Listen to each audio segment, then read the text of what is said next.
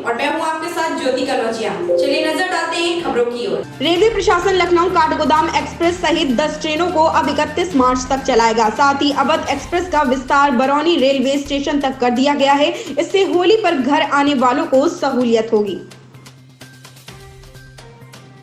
पश्चिम बंगाल में इस साल अप्रैल मई में विधानसभा चुनाव होने हैं। ऐसे में राज्य में चुनावी हलचल तेज हो चुकी है। इसी कड़ी में केंद्रीय गृह मंत्री अमित शाह और स्मृति ईरानी ने रविवार को हावड़ा में एक रैली को संबोधित किया। शाह ने लोगों को आभासी रैली के जरिए संबोधित किया है। रैली के दौरान दोनों ने मुख्यमंत्री ममता बनर्जी पर जमकर निशाना साधा। ईरानी ने कहा कि ममता को जय श्री राम से बैर है। हरियाणा के फरीदाबाद के बल्लभगढ़ की चावला कॉलोनी स्थित मकान नंबर 864 की छत पर रखे ड्रम में टुकड़ों में एक महिला का शव मिलने से सनसनी फैल गई। हत्यारे ने शव के कई टुकड़े कर उसे पॉलीथीन में भर कर रखा था। घटना शनिवार की है।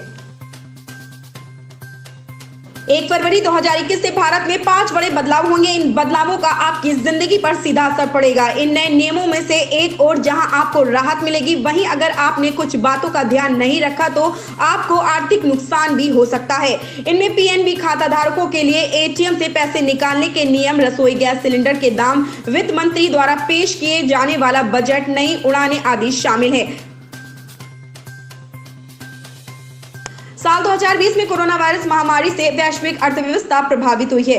दुनिया की प्रमुख अर्थव्यवस्थाओं के साथ साथ भारतीय अर्थव्यवस्था पर भी गंभीर असर पड़ा है। आज लोगों और व्यवसायों पर महामारी का गहरा असर हुआ है। ऐसे में railway, tourism, real estate, auto, education आदि सभी सेक्टर्स 1 फरवरी को वित्त मंत्री निर्मला सीतारमण द्वारा पेश किए जाने वाले बजट से आस लगाए बैठे हैं। इस बजट का महत्व इसलिए ज्यादा है क्योंकि मौजूदा समय में भारत की अर्थव्यवस्था में सुस्ती छाई है। इसलिए अब सभी को इस बात का इंतजार है कि वित्त मंत्री के पिटारे से किसको क्या सौगात मिलेगी।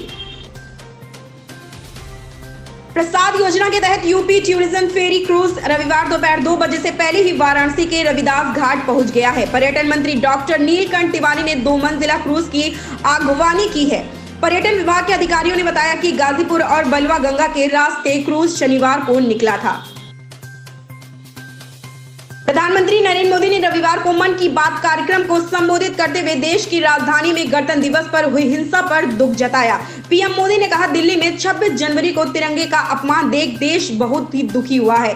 हमें आने वाले समय को नई आशा और नवीनता से भरना है। हमने पिछले साल असाधारण संयम और साहस का परिचय दिया। इस साल भी हमें कड़ी मेहनत करके अपने संकल्पों को सिद्ध करना है। उत्तर प्रदेश के बड़ौद के धरने पर रात के समय किसानों पर किए गए लाठीचार्ज के विरोध में आज बड़ौद तहसील में महापंचायत की जा रही है। वहीं महापंचायत के मद्देनजर पुलिस प्रशासन पूरी तरह अलर्ट है। चप्पे चप्पे पर पुलिस तैनात की गई है। महापंचायत में रालोद के राष्ट्रीय उपाध्यक्ष जयंत चौधरी भी शामिल होंगे। सुबह से ही पंचायत स्थल पर किसानों की भीड़ उमड़नी शुरू हो गई थी। उत्तर प्रदेश के बड़ौद के धरने पर रात के समय किसानों पर किए गए लाठीचार्ज के विरोध में आज बड़ौद तहसील में महापंचायत की जा रही है। वहीं महापंचायत के मद्देनजर पुलिस प्रशासन पूरी तरह अलर्ट है। चप्पे चप्पे पर पुलिस तैनात की गई है। महापंचायत में रालोद के राष्ट्रीय उपाध्यक्ष जयंत चौधरी भी शामिल होंगे। सुबह से ही पंचायत स्थल पर किसानों की भीड़ उमड़नी शुरू हो गई थी। बजट सत्र से पहले यूपी में योगी मंत्रिमंडल का विस्तार। नए मंत्रियों के लिए विधानसभा में तैयार कराए जा रहे कक्ष। आधा दर्जन मंत्रियों के कतरे जाएंगे। परफॉर्मेंस के आधार पर मंत्रियों के अधिकारों में होगी कटौती। 6 नए मंत्रियों को मंत्रिमंडल में किया जाएगा शामिल। फरवरी के पहले सप्ताह 4 फरवरी को हो सकता है मंत्रिमंडल का विस्तार।